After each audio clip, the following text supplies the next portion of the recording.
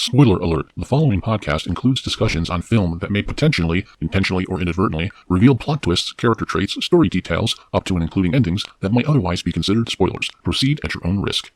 Trigger warning. The film reviewed on this podcast episode includes scenes about kidnapping, mutilation, medical anthropomorphism, infidelity, millennial indifference, podcasting, Canadians, uncredited cameos, and a bunch of really weird walrus shit. You have been warned.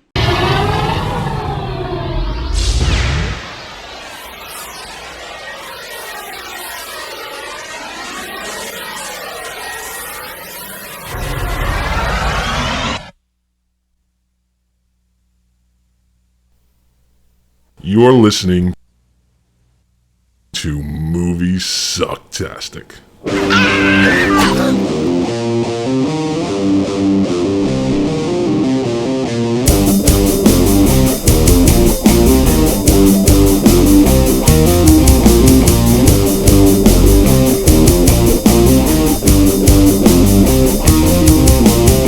Oh, did you come here about this spider?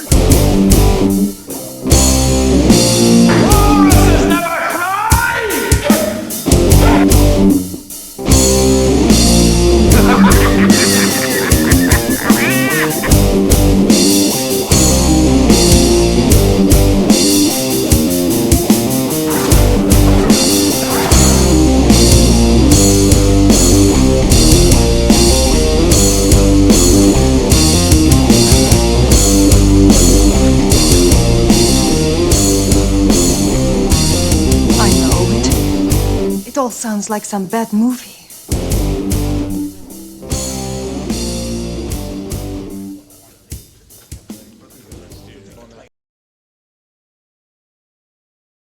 Well, hello there. Oh, hi, Joey. Oh, hi, Scott. Oh, How are you? I'm doing fine. How are you Are doing? you doing good? No good. Oh, You're doing good. I don't know what to go for. I don't even know why we even did that. I don't know. Sounds silly. I don't want to get too far. Hello, welcome to Moviesucktastic. Yeah, episode. No, That's my job. You're supposed to have the numbers. No, it's episode 260. Maybe you lost count because you haven't posted the last 5 or 6 episodes. I don't know. Maybe if we didn't have a hiatus from our last hiatus. I don't know. Yeah. Oh, I gave you more time not to post them. I got you. My bad. Yeah.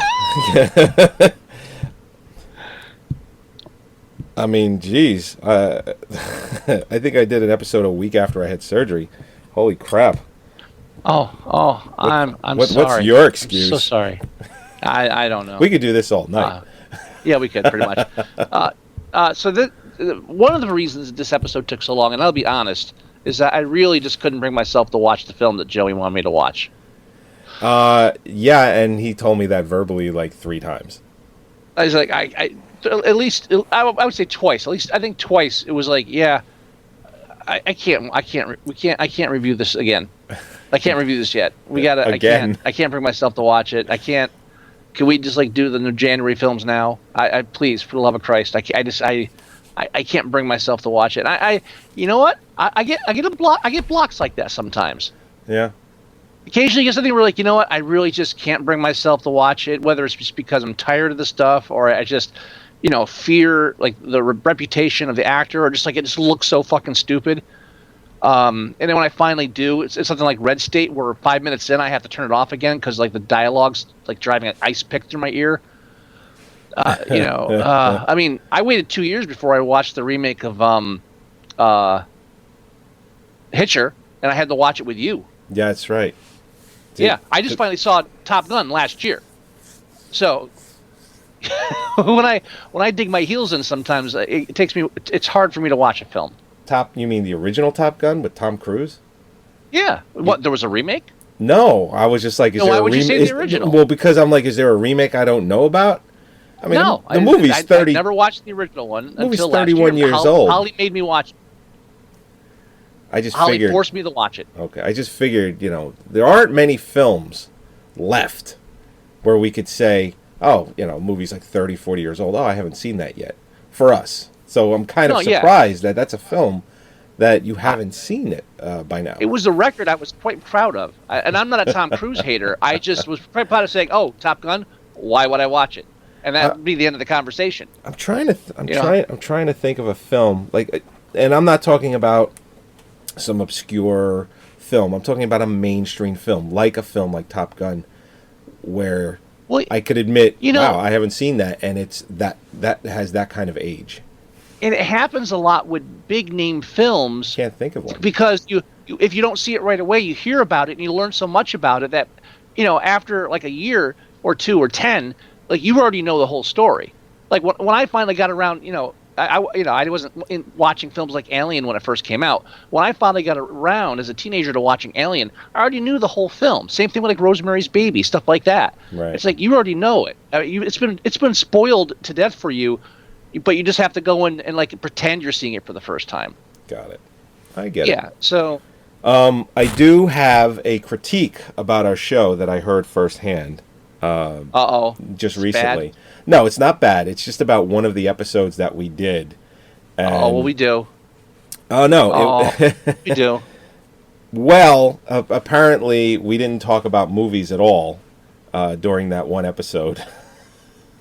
Which one was that? It was the one where we came back from hiatus the first time. Oh, it was just like, oh, dude, let's just get used to doing a show again. Yeah. There's such a long gap. It was like I forgot how to podcast. What do we do? We talk about films. It was just really. Yeah, I don't remember what we talked about, but I heard from the person that films. It was not movies, and if it was, it was like very little.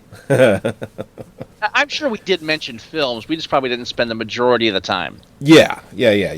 All right, let's not get crazy and say we didn't talk about any movies. No, it wasn't a bad critique. It was just like, that one episode. I was just waiting. It's like, were you guys going to talk about movies at some point? I think we even kind of addressed that in the beginning too. I even think we said did. I know we're we off did. the rails. Yeah. Well, we came back and said, we're back from a hiatus, and we're just gonna kind of shoot the shit here. You know what? If you're not paying attention to the first act, don't be surprised when you're lost after the first hour. That's all I'm saying. That's a good point. That is a good point. Don't come in at the 1 hour mark and ask me what the knock list is. You're fucking already lost. Just stop. Bail out. Let me finish watching the film, and then we'll watch something else. Don't do that. All right. So the task at hand is we are actually reviewing a film this time around, and it's a movie challenge. It's my challenge to you off of like a 2-month-old. Well, we did the hiatus of reviews and did strictly horror films for Halloween, and then I had the surgery. Then I had surgery in November, and then we are now back in December. Yeah. And Galaxy of Terror was the film you challenged to me, and then I based this challenge. And I apologize. All right, I did apologize afterwards. I did say, "Oh my God, I didn't realize. My bad." Yeah. So it's okay. I liked reviewing that one. Okay, I'd say for the record, not my proudest moment. I'm probably apologize for this, although I think this movie has its moments, surprisingly enough, and I think a lot of them are from Justin Long and Michael Park. Don't jump right into the review. Don't jump right into the middle of the review. Let's ease up into it. No, I was just mainly pointing out that the film, in my opinion, isn't all bad, and Justin Long and Michael Parks are shift a bit. Saving let's grace. Ease into the introduction. All right, let's do that. Get out of the fast lane. I'm all the way back 3 exits. You lost me back 2 exits ago. Let's go. Yeah. Yeah. So we finally got. I actually texted Joey this morning. He's like, I did it. I'm good. We can go. I've watched the film.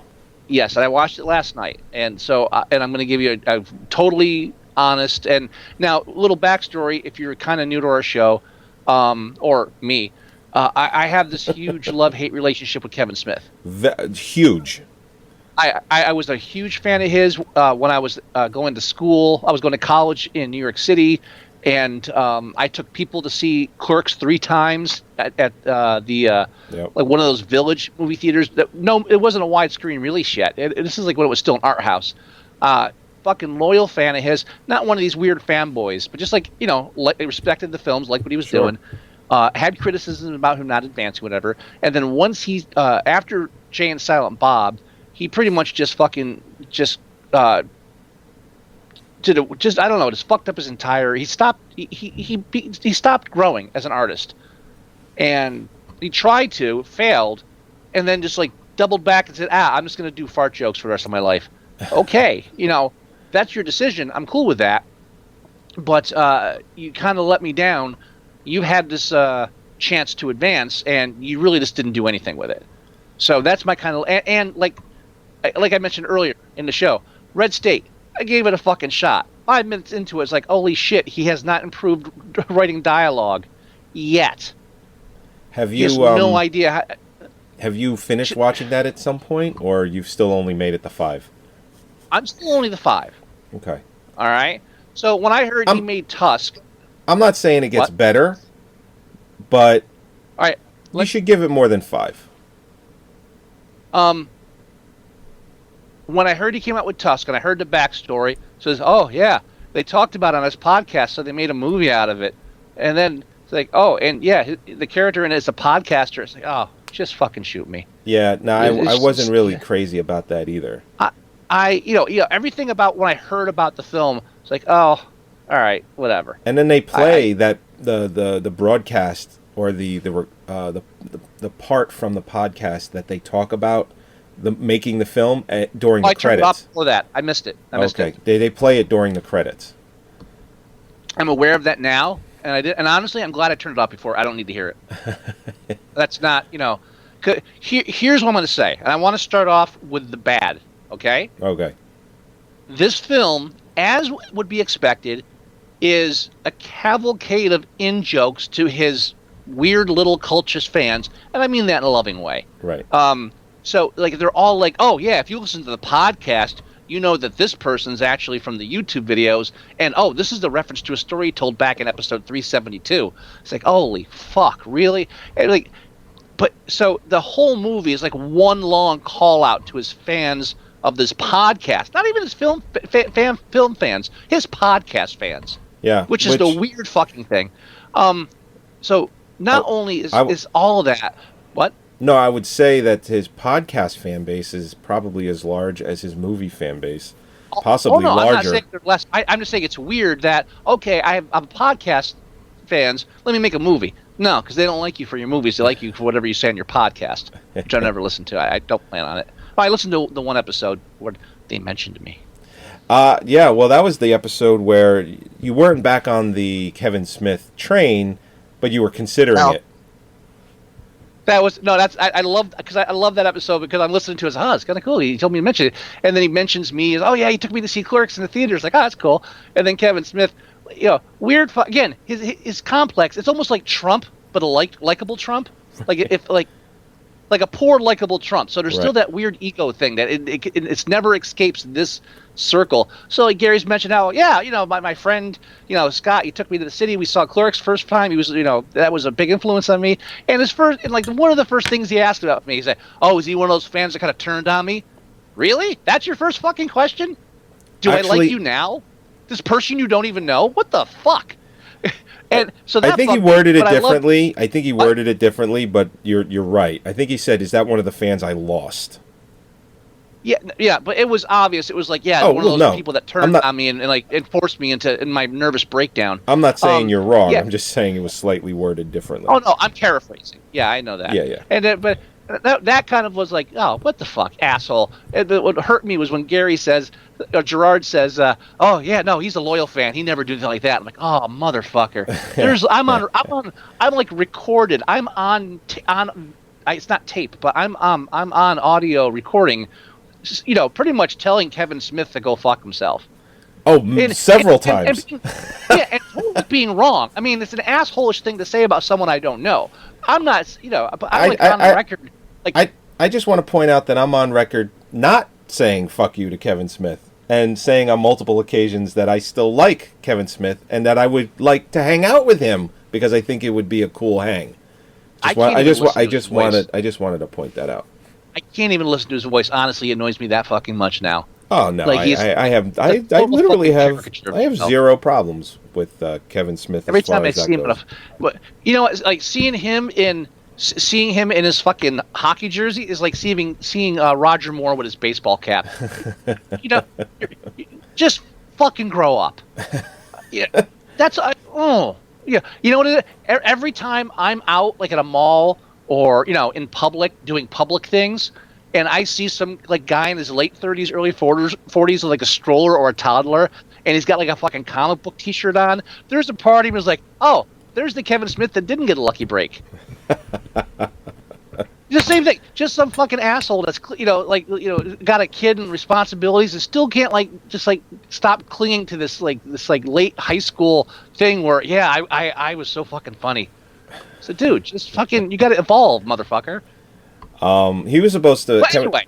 Kevin Smith was supposed to make a film called Hit Me, which was going to be a hockey movie. And as most people know, if they don't, he's a very big hockey fan. Oh, is that why he wears a hockey jersey every fucking time he's on stage? That's a good eye. You have a good eye there.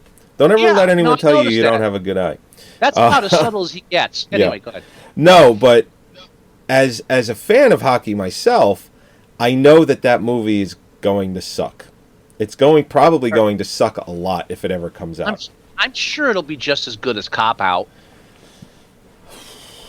And I'm sorry, I don't care if he didn't write it. He directed it. It's at least a subject he knows a little bit about. It might. I don't know. I don't think it'll be good. I don't think it'll ever get made. But okay, so I've gotten kind of the bile out on my and a backstory of my issues with Kevin Smith. Yes, you did. All right, and again, but it's I'll watch Clerks, I'll watch Mallrats, I'll watch anything I'll even watch fucking Jersey Girl. I don't care. It's when he just said, oh, okay, I failed. Let me go back and do Clerks 2. For that point on, I'm just like, you're just a fucking hack, and getting by as a hack because this society likes semi famous hacks. Kardashian, just fill in the blanks. Well, she did show her vagina, so I mean it helps. That's one up on Kevin Smith. I mean, here's a guy who even when we reviewed that he's never shown his vagina film. Yeah. When I mentioned that Christmas horror film, it's like, dude, you did a 10-minute spot in a cheesy horror anthology and you still fucking suck. What are you doing?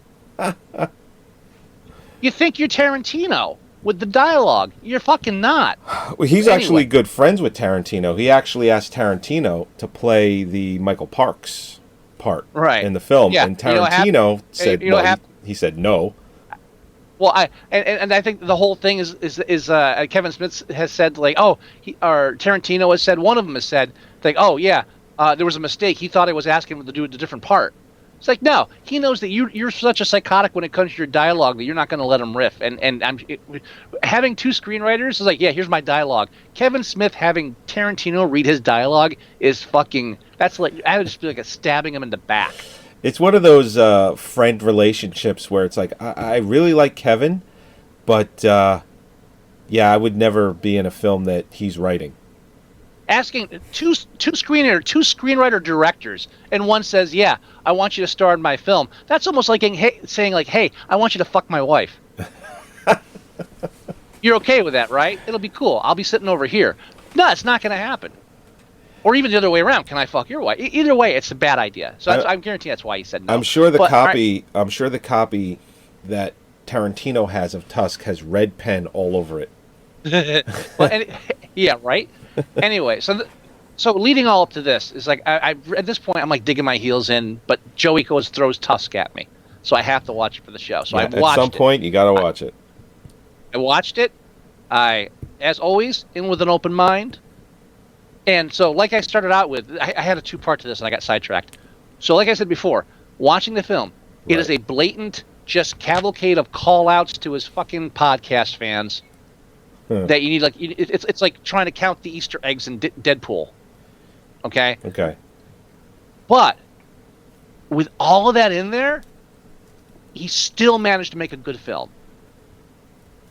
He managed to make a film based on those fucking call-outs that if you don't know any of those call-outs when you see it, like me, right, all you notice is a film, and a good one. You're telling me you enjoyed Tusk? I'm telling you, I was blown away. Now I'm not saying it's Citizen Kane. I'm saying excellent film. I'm saying I was expecting just to be pissed. I expected to feel like watching like I felt when I watched Wolf Creek. Like you didn't like Wolf Creek? Not Wolf Creek. What's the one? No, Hot Tension, High Tension. No. The Bobcat Goldthwait film. The one with Robin Williams? No, the one about Bigfoot. Oh, I never saw that, so that's why I'm lost on what you're saying. It's like, oh, Bobcat Goldthwait's doing a found footage film. This should have something interesting and/or different in it. Oh, painful. I was expecting that experience over again, but I was prepared for it. And, I mean, it helps to have Justin Long. I like Justin Long. Yeah. It's kind of cool to see Haley Joel Osment in a film. And finally. What? I mean, like, he's just been kind of farting around doing nothing. Well, he's a child actor that really didn't have much talent beyond being a child actor. You know, it happens. It happens a lot. It's not his fault. But it's cool to see him doing stuff that's not completely derived off of, it's that kid. Male? He's as far as I know, he's avoided being in, like, one of the Scary Movie parodies. Yeah. Male child actors usually grow up to be weird looking. He's a little weird looking because his head got bigger, but his face didn't. So it's like his little face in the middle of a big head. If he went completely clean shaven, he'd look exactly like he did in The Sixth Sense. And that's why I have a beard, because I look like I was 8 when I shaved that. Holly watched the first half with me, and like when first time she realized who that was, she was like, "Yeah, what's wrong with his face? It's too small." it's obvious, but his daughter's in it. I don't give a fuck. But Michael, is that you've got Michael elf on Parks. the shelf in the background? Huh? I'm thinking I'm seeing, and it's blurry, so I don't know what it is, but it looks like Elf on the Shelf, that fucking toy that you buy your kids and then hide around your house for fucking 24 days. Yeah, don't do that. My mayor does it.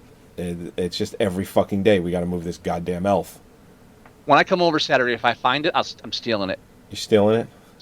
Yeah, I'll kidnap it. I'll send pictures of it like tied up with like a gag around it.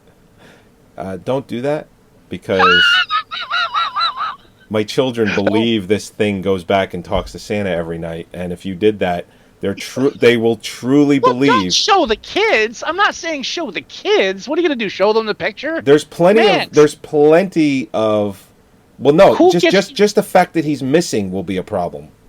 Who gets the kids involved in the kidnapping plot? You don't tell them there's a kidnapping. You tell them they went on vacation. There are plenty of memes. There are plenty of memes around the internet with Elf on the Shelf. The most recent one I saw is the one. It's a Michael Myers. It's a meme until it happens to you. Yeah, it's a Michael Myers action figure, and it's a chef's knife. The elf is pretty much attached to the wall with a chef's knife, kind of like from the first film. And there's that. There's all different kinds. As a matter of fact, there was one that was an elf on the shelf with a camera and like 3 naked Barbie dolls in the sink, and he's filming it. That's a little harsh. Yeah. Speaking of hiding things, when I was last Second Charles, they have the free book bin. Okay. And one of the books that was in the bin this time was collecting edged weapons from the Third Reich. Oh boy. It's like one of those books on like pricing your Beanie Babies, except it's Nazi swords. So I got it, and I originally told Holly, said when I go Saturday to drop off the kids' presents, I'm gonna put this on the coffee table and see if it stays there until like his in-laws come over and notice it. Well, now that you've told me. Oh no! Now that's what I'm saying. I'm not going to do it. But that was my first thought. I was like, how funny would that be? Yeah, wouldn't it be funny if no one batted an eye? Yeah, it would be funnier. You're like, oh, it's like, this is a great book. Where'd you find this? It's like, it's not what I was expecting. Oh shit! Hold on, dig out the closet. I think I got something in there.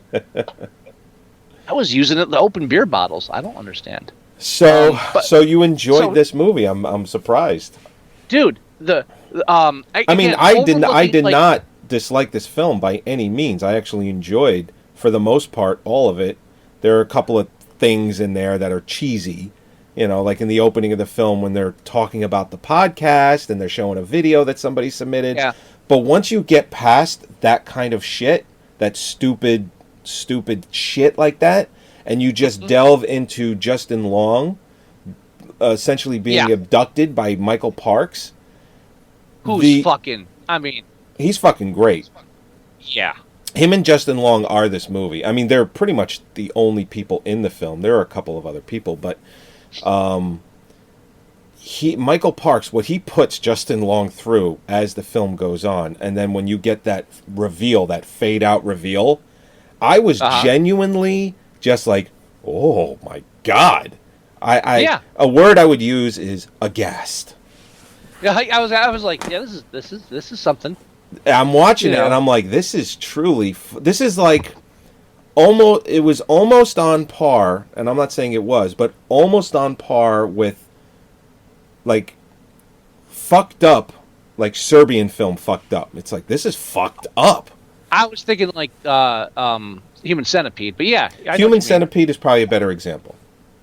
Now what that is it's an artist who finally grows weary of just making self-reference, personal references and self-deprecating remarks through his films and smart-ass shit, and actually starts doing something interesting. Right. And yeah, it's like, oh, I heard about this prank. I thought it was funny. I think this should be a horror film. Like, off the top of his fucking head, he comes up with something like this and can follow through with it. But you can tell how uncomfortable he is because he has to start with the podcast guys and all the rude humor and the innuendos and the quick talking and the, oh, look, I do dialogue well. You're getting better, Kevin. And he has to get out of all that shit, and finally he allows himself, when they get to the house, to slow everything down. I mean, there was a couple of shots of that last, when he reached in the house, was like, hey, why are you taking so long? What's with the overhead crane? It's like, hold on. He's actually slowing the fuck down. He's almost like, he's like, okay, I'm leaving Clerks behind temporarily. Let me do something different. And that's all I ever wanted from Kevin Smith. Right. Do fucking something different. And he did. And he did it well. He got great actors. The dialogue's decent when you get out of the... Oh, dude. What? 2 minutes, 3 minutes. I'm sitting there. And I'm like, wait a minute. Wait a minute. And? I got stuck. Yeah, 2 to 3 minutes and you're waiting there. Oh, hang on. Yeah, I'm sorry. I'm waiting. I'm like, wait a minute. That's Johnny fucking Depp. Oh, yeah. I didn't know he was in the film. I'm so far removed from when this film came out. I didn't even know Justin Long was in it. In the back of my mind, it was some other actor. I wasn't even expecting him. I was expecting like Casey Affleck or something. And there's a little backstory to how he got Johnny Depp in the movie. Mm-hmm. His daughter, Harley Quinn, is good friends with Johnny Depp's daughter. I hope she does something to him in his elderly years to pay him back for calling her fucking Harley Quinn. I seriously do. I hope she gets retribution. Well, maybe. Anyway, I mean, she doesn't seem to mind, to be completely honest. Oh, sure. Yeah, sure, because she grew up in Kevin Smith land. But continue. Anyway, she's very good friends with Johnny Depp's daughter. So he has a relationship through that. So, and since it was such a small part in this film, and his daughter is in the movie anyway as Colleen and Colleen, which then he branched off and did the Yoga Hosers movie, which has the two of them.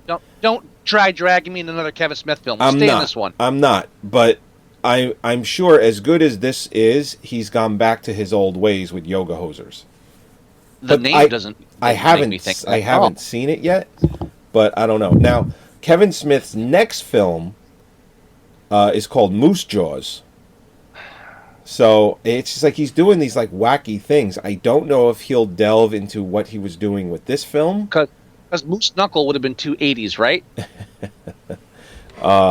So I don't know if this is just kind of like a one-hit wonder as far as doing something different. You know, I'm fine with it. I don't want to try to compare this to anything else he does in the same fucking I can't get out of Jay and Silent Bob mode rift. I'm whatever. I wish that's what this is what I wanted when I started Red State. When I started Red State, I was like, oh, okay, this is him making a real film, and the dialogue stopped me. So I don't even know if that's possibly true. The whole self-referential podcast bullshit I was able to overlook in the beginning. That's the only way I got through the good stuff. I think Red State is better than it's given credit for. It's not great by any means. Specifically, the ending is kind of not so great either. But Michael Parks is in that too, and saves the movie. Michael Parks is just that fucking good. And John Goodman is in there, and he's really fucking good too. So you kind of overlook some little things, and what you're left with is kind of like a 60-40 kind of movie. 60% of it is good, 40% of it is not so good. I'm more likely now to take another stab at Red State now that I've seen this. Because this at least convinces me that there might be something genuine halfway through. Yeah, no, it is better than given credit for. But fuck, I love Johnny Depp. Johnny Depp's I really, great. Holy shit! He now, just and so, then so you and didn't he did it for no credit. Yeah. I mean, I'm waiting at the end. It's like, and Guy Lapointe, and I'm like, oh, you motherfucker, that's great. And you say you didn't watch the film through the credits, right? No. So you didn't see the little extra scene with Johnny Depp at the very, very end. Oh. It's actually really funny. It's actually really good. I gotta go back then. You didn't have to finish that sentence. You say Johnny Depp said, "Oh, okay." And when you watch the end of that scene, it's going to make you realize something you didn't notice before. Oh, don't now you don't. I don't want to do back. Go. Oh, thank you. You just need to watch the end after the credits, and then you'll be like, "Oh, that makes complete sense." Shit, I wish you hadn't said that. But anyway, what I love is I was reading some of the backstory on the film after, today. And I love the fact that I think it was Kevin Smith said that scene where Johnny Depp and Michael Parks meet at that cabin. Oh, right. The fact that Michael Parks wasn't supposed to do a weird, wacky voice like that. He was supposed to do like a French Canadian accent, but he didn't want to because he had done that back in Twin Peaks, which is a weird reason not to want to do it. Well, yeah. I mean, and also it was like almost 30 years ago. So out of nowhere, he comes out with this wacky fucking thing, and he said, I forget again. I don't even think it was Kevin Smith, but somebody mentioned how like watching those two on that porch trying to out-ham each other was just like watching two wild animals sparring. Yeah, it's just fucking. That whole scene is fucking insane. Just so much talent pouring off there, and just with fucking stupid humor.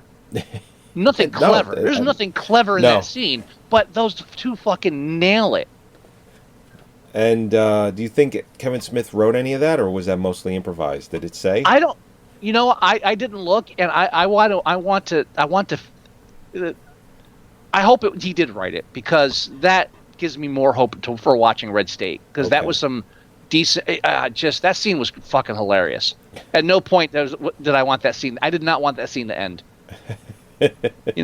And the walrus stuff is so stupidly bizarre. That's why it works. It's really fucking bizarre. Yeah. This fascination by Michael Parks in the movie is just, it's fucking out there. I would like to point to Tusk for the makers of Rubber and say, look, see, you can actually end a film. You don't just have to just give up and blow your brains out in the third act. You can actually make an ending. You fucking bastard. Yeah, I mean, it's just, Kevin Smith stopped jerking off long enough to make a decent film, and I fucking give full credit for this movie. I am in. This is in my collection now. Oh, mine too. It's been in it for a while. I'm adding it as of this week because I will go back. I will revisit this film. Damn it, I haven't said that about a Kevin Smith film in like 2 decades. This is true. This is true. Guy Le Pointe.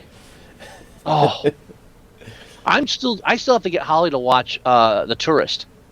I still haven't seen that yet either. Dude, you know what? They got shit on when it came out. They It's slow, it's some boring. serious shit reviews. I've said it multiple times. I'm going to say it again. That is the closest modern day remake has ever gotten to a Hitchcock espionage film. No kidding. Like Charade, or whatever, Wow. like that. You know, it's the closest we've ever gotten to catching that kind of, just like, I loved that movie, even with Angelina Jolie in it. Okay, I mean, I've been saying I'm gonna visit it for like 7 years. I think the movie's 7 years old at this point. It was when Steve Martin did the Oscars. God, I think it came out in 2010. So yeah, I think it is 7 years old. You know what movie got? There's 2 movies that are out now that got excellent critic reviews and really poor audience score. This is a Rotten Tomatoes thing, and the opposite: really excellent audience score but really bad critic reviews. And that's Star Wars: The Last Jedi and Justice League. Justice League has a really low critic score, like we're talking like 40%. And the audience score... Because it was trying to be a masterpiece. And the audience score is like 80%.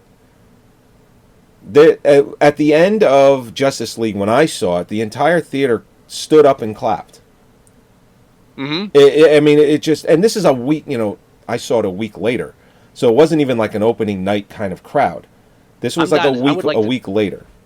I would like to see it this weekend if I could get around to it. It's really good. I mean, it's really good. It's really and Star well Wars done. sequels the other way around? It's the other way around. It's through the roof on the critic reviews. We're talking like 85 to 90%. No, it's like 93%. And the audience score is like 54%. 54 is not bad. It's not bad, but it's a complete 180. The audience apparently has some serious... And I haven't seen it yet, so I can't even read about what they're complaining about yet. Because I'm taking Danny to see it next week. And so after I see it, I will go and I will read everyone's complaints. And, like Justice League, I will either agree or disagree. I completely disagree with all the critics on Justice League. It is such a well-made, good film. There was somebody posted, somebody that I know, posted and said, "Oh, this is my favorite movie critic. I love the way he writes about movies." And I read the whole article, and I almost stopped. This was kind of like a red state moment for me. I almost stopped after, in the first paragraph, he mentions, he goes, I bet Zack Snyder is the kind of guy that stops you at a party and just talks about Atlas Shrugged. And will just talk about... Dude, it was a weird reference. It just talks about Atlas Shrugged and, and how, it's like the book and all the inner working. It's just like, I'm like, what are you talking about? And then he starts talking about Ayn Rand. And I'm like, what? And then he says, and I bet Joss Whedon is the kind of guy where he's at the party. He's like the loudest guy there, and he just has to be noticed. And I'm like, what the fuck is this person writing about? I read the whole article, and all of his points are for shit, and I don't agree with any of them as far as, and Ben Affleck looked like he was tired and disinterested in making the movie. I'm like, what are you talking about? It's like I did not see any of that in the film at all. Anything that he mentioned in this article, I did not agree with. What did Justice League? He just likes reading his own words, or when he's talking, hearing himself talk. What did the Justice League movie have to do with conservatism? Like Ayn Rand conservatism. What? Nothing. It's a right-wing film. No. I really find that hard to believe. Not only is it not a right-wing film, it has nothing to do with Atlas Shrugged or Ayn Rand or any of that. The fact You know- that he even brought it up in the article, thinking that both directors or one of the directors would be into Atlas Shrugged or Ayn Rand and the other one just being a louder than everyone in the room kind of situation, it just didn't make any sense at all. You know what it is? You know what? I'm to the point. I've spent enough. I'm getting old enough where I've been through the complaints of like the Star Wars film. Oh, it's about the Iraq War, or complaining that Happy Feet's promoting homosexuality, or that Pulp Fiction is pro heroin use. I'm so tired of it from any side.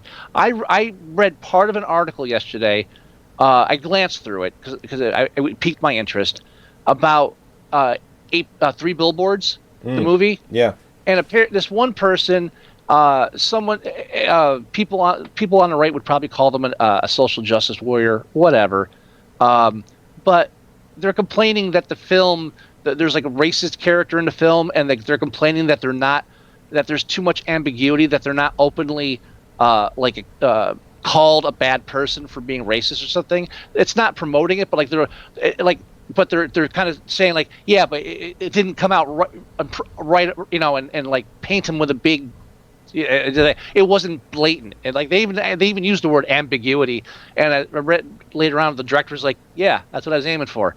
I'm so fucking done with any of it. The person that's and like, because I'm more left, but when they're writing a story, it's like, "Oh yeah, Three Billboards, isn't harsh enough on racism." That means just as much to me as the idiots who complained that Star Wars was feminist because they had a female lead. Yeah. You're both fucking idiots. Watch the movie. It's a fucking movie. It's entertainment. Just stop. And either accept another viewpoint outside of your own when you're watching something that was made for a vast audience, or even better, fucking learn to challenge your perceptions. So watch the film with the ambiguous ending and just work with it, because that's what he was trying to fucking do. People just don't know how to just keep their mouth shut. They don't. It's not don't have an opinion, but it's like, base it on something more than the fact that it's not supporting your social political cause. It's I mean, holy shit. I'm an atheist, and some of my favorite films are about religion in a positive way. Right. Yeah, you know why? Because they're good fucking films. What is your fucking problem? I'm done with it. We just went through a little bit of this ourselves on our Krull review. Somebody had posted, and I sent you a text about it. Oh, I remember vaguely that. Yeah. Somebody had posted something along the lines of us sounding like bad college radio, and that I take that as a compliment. We don't have any chemistry. Oh, dude, you haven't seen us make out. I don't know what the fuck you're talking about. That's right. So they said we sound like bad college radio. We have no chemistry. You know what's funny? Whenever I read a review and it says like these actors don't have what? Oh no, go ahead. I was saying, whenever I read a film review and the guy complains that the two actors don't have chemistry, I was like, yeah, you just don't like them. You're a dick. I've always read that like chemistry line with bullshit as like a whole load of bullshit. Yeah. It's like this vague, oh yeah, the chemistry. No, they're either good actors or bad actors. There's no fucking chemistry. I'll argue that. I'll prove that on a fucking chart. Yeah. But anyway. So and he essentially said that our show sucks. I think he actually used those words too.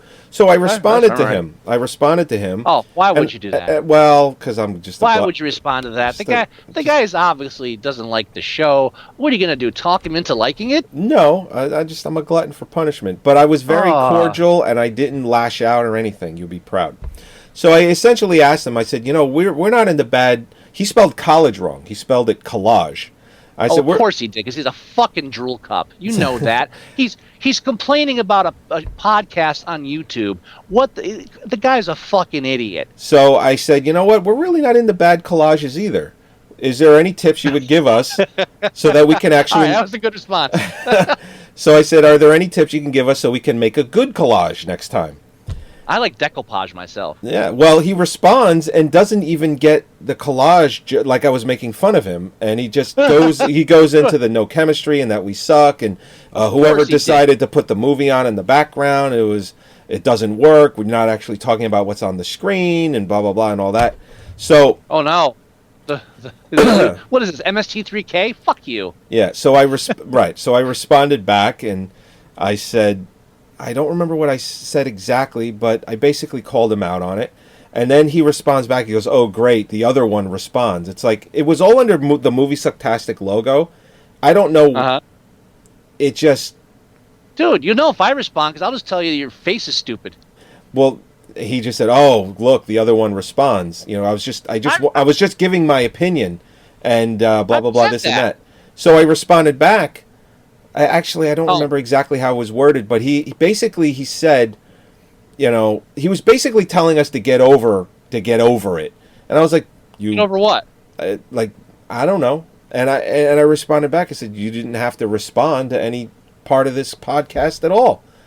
So basically, what he was saying is saying that we suck, and that we have no chemistry, and that the show that we do is a bad idea. Wasn't insulting. Yeah, I don't. I could give a shit. Honestly, you know what? I've listened to like dozens upon dozens of podcasts that I didn't like. Right. You know what I never did? Write a review about them anywhere. Yeah. It's a fucking podcast. That's right. You know, I write reviews on movies and books. You know, for when I can, but podcast. Yeah. Let me review this commercial I listen. Dude? It's a fucking podcast. Yeah, I had a conversation with someone very recently where they said that they were saying that you know we had some followers, and we do. If you just judge by you know how the show is downloaded and listened to, there are a lot of people that do listen to the show. They don't call in and they don't write in a lot. Because they got more important fucking things to do with their life. The thing is, the way I explained it was, I said, listen, it's a disposable show. You listen to the show and you move to the next episode, or you move to another podcast.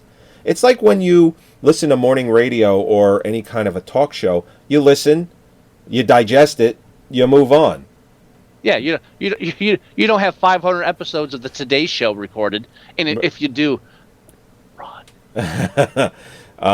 So I explained it that way. I said for the occasional email and like, listen, when we put out the call to say, listen, you know, give us some reviews or give us some recommendations for reviews, we did that, and we reviewed like 10 or 12 films. You don't get that if you don't have people listening to the show. So right. I know that they're out there, and we thank you for listening. Oh yeah, and watching. You know, so. And I you know, if you want to go on to our YouTube episodes and say you don't like the show, that's fine. I'm gonna call you a stupid face. Yeah, I almost went to the point of where, you know, telling him that he had a very punchable face. I almost went that far, but I decided not. No, you can't do that. Oh, I can. You say your face is you say your face is stupid. Poopy head. I have been caught in my car alone while I'm driving and sitting in traffic, talking about how it's like, if you don't get out of this fucking lane, I am gonna murder your face. Like that sure, is that I've is taken that is taxidermy books out of the library. I know exactly what you mean. That is my line. We don't murder your face. I don't know how you can murder a face, but you know.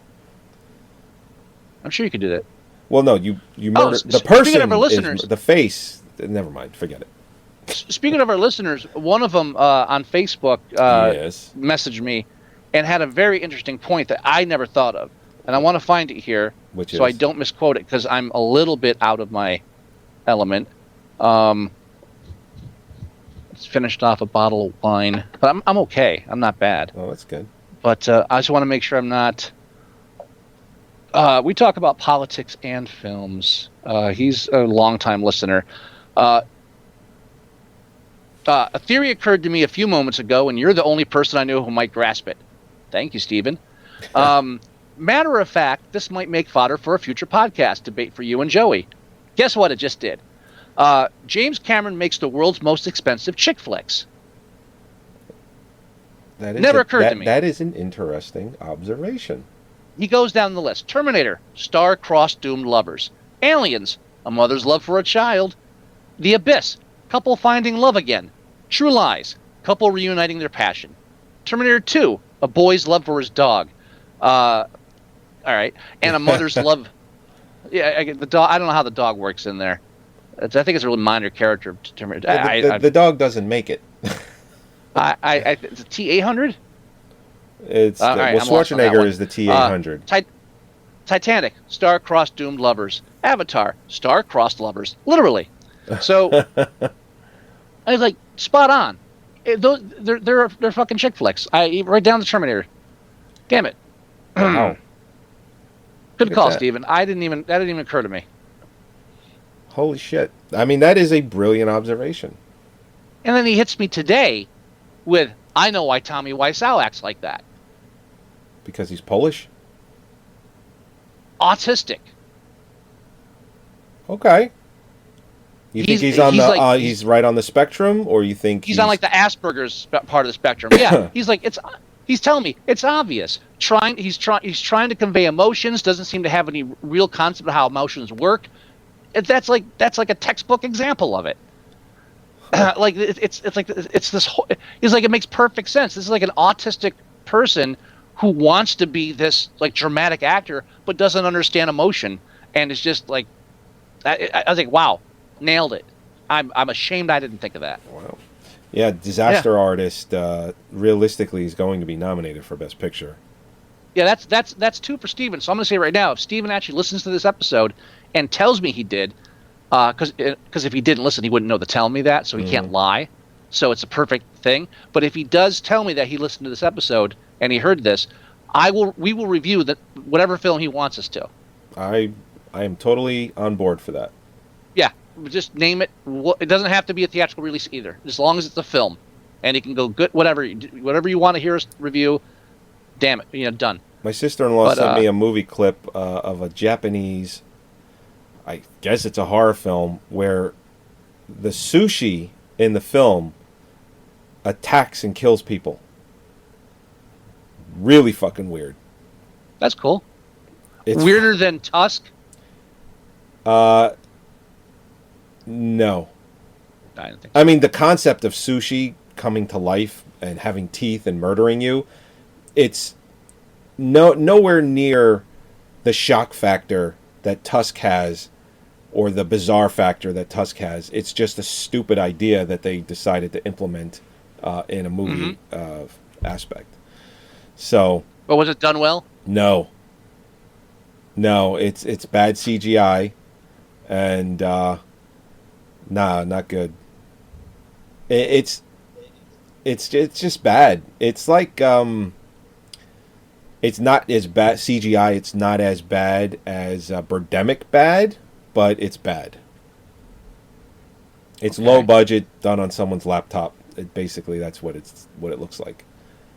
But my sister-in-law sent it, and I was compelled to watch it, and I watched the whole clip.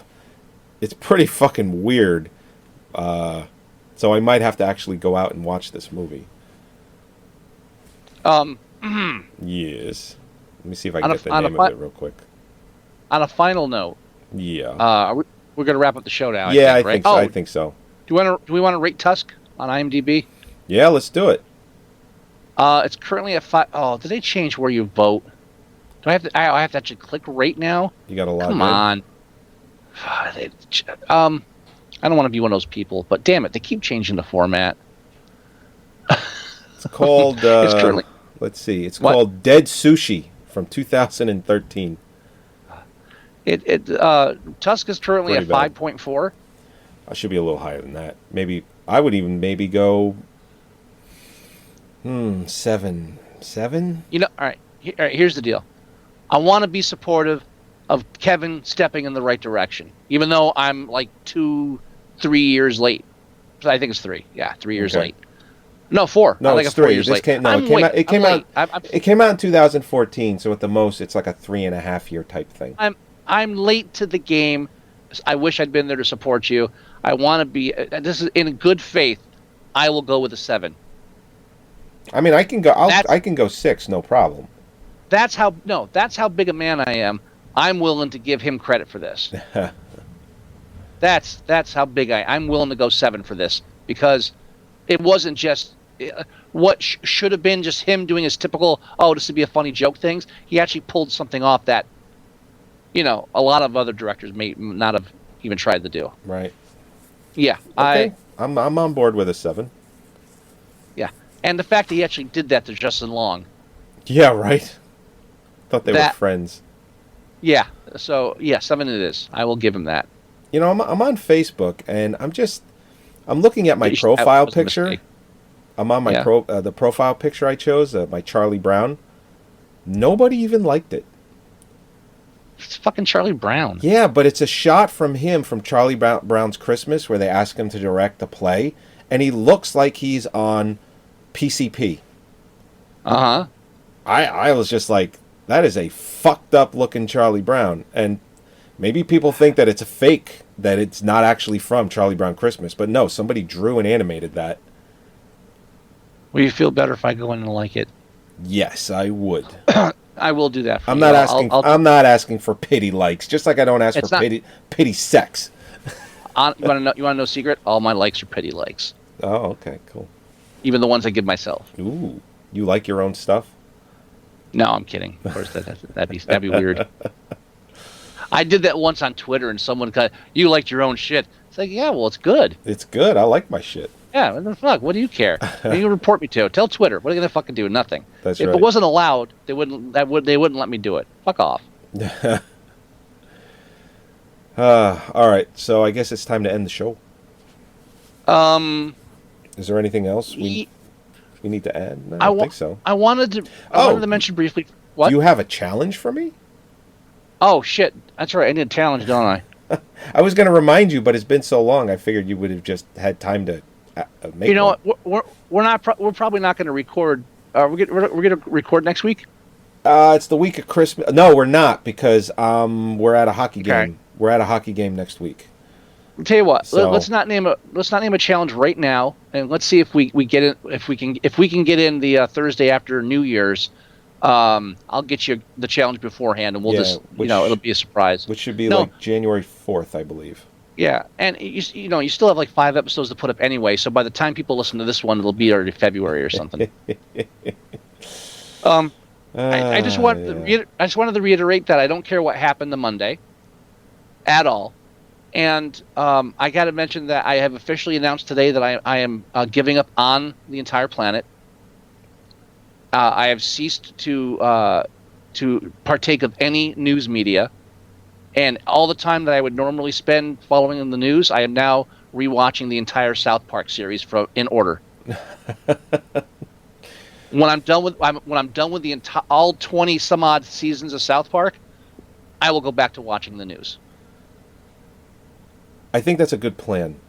I don't watch a lot of the news. I get a lot of it from just apparently Facebook has been designed for right wing and left wing memes.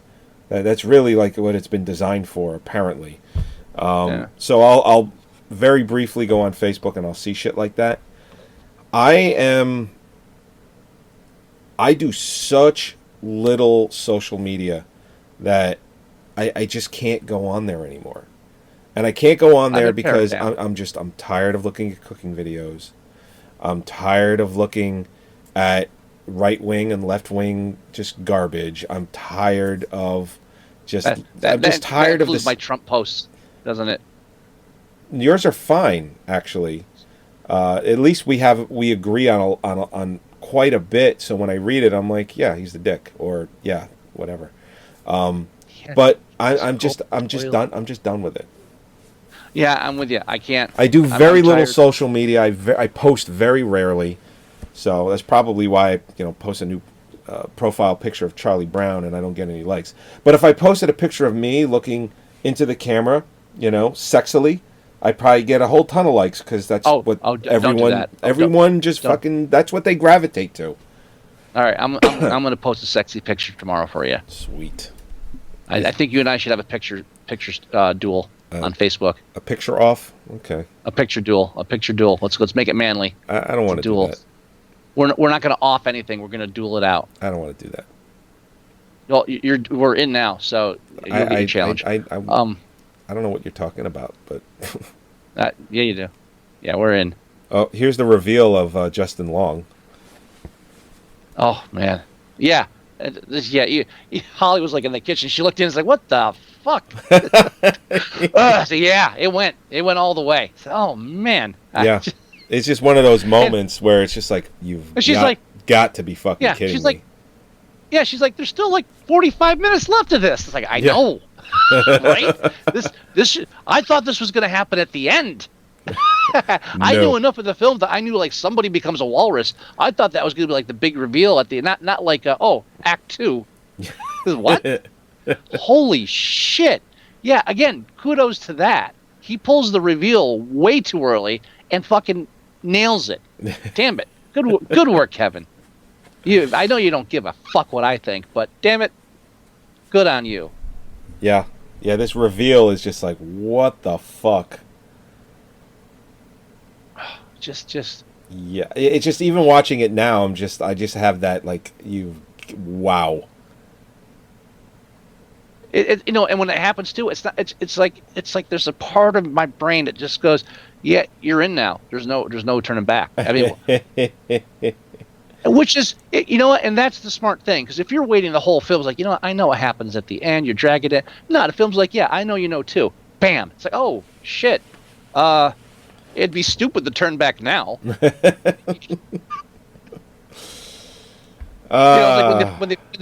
they find the dead bodies climbing up the mountains, like, well, we're this far. Yeah, it's just, oh Jesus. All right, let's go ahead and end the show. No chemistry, my ass. Yeah, tell me about it. This obviously he's a Krull fan and didn't like that we probably shit on the film a little bit. Who's a Krull fan? Even my mother, who asked me to get the movie for, is not a Krull fan. Yeah. Oh, believe me, there's a bunch. There is a bunch of films that we've reviewed that there are thousands upon thousands of views on YouTube. Like films like Gymkata, Krull, The Keep, just off the top of my head. And people are either, they're into what we're doing, or they're just telling us that we suck ass because, oh, you can't. What about that one guy who was like, this movie is uncriticable? You remember that guy? Yeah. Yeah. And apparently unspellable. Yeah, it's like you're just making up words. And then he's telling us, he goes, oh, it's like you should learn a second language. It's like, listen, we get that you speak two languages and English isn't your first, and that's why you're forgiving yourself for having poor grammar. But come on, uncriticable. It's the reason I stopped reading Video Watchdog. You hit a point where it's like, yeah, I know the beach blanket movies beach blanket bingo movies were great, but let's not guard the ending like it's the 6 fucking cents, and then give away the ending of the 6 fucking cents. You fucking snob. All right. So yes, thank you for listening. As always, episode 260 of Moviesucktastic. Make sure you go to our website at moviesucktastic.com and download the show there. You can listen to the show there with our music player that's built into the website. You can tune in live every Thursday at 8 o'clock and join us in reviewing the film and watching us live. You can go to iTunes. You can download or listen to the show there as well. You can go to facebook.com/moviesucktastic, and you can listen, or you can see all the posts that we make about when we go live, trailers, movie news, anything that kind of interests us goes there. You can go to our Tumblr page at moviesucktastic.tumblr.com, and you can also leave us voicemail at 908-514-4470. You can leave us an email. The address is themovieguys@moviesucktastic.com. And you can download the Android app for your Android device. It's 100% free, and everything I mentioned is in it, including the ability to listen to all the shows right from your phone. If you plug that into your car's audio jack, now you're listening to us in your car. So it's really, really good. We highly recommend downloading it. And I found out recently that there's an uptick of people listening to us on Stitcher too. So I think there are some Sonos, or maybe not Sonos, but there are some radios that have Stitcher built in. I don't know how that works. Probably through your phone somehow. You have to. I forgot we were on Stitcher. We are. Apparently, we do pretty decent on there. A lot of people listen to it good. that way. Yeah. So, Good for Stitcher. So that's our show this week, and we won't have one next week because of Christmas, but we'll join you a week after that. Do you have any words of wisdom, Mr. Wilson? I am the walrus. All right, everybody. We'll talk to you next week. Go go go choo. Bye-bye. Go go go choo. Look at that perfect fade out. Perfect. Go go go choo. Don't ruin it. Don't ruin it. Poopy. Oh shit. You ruined it. I know. I'm sorry.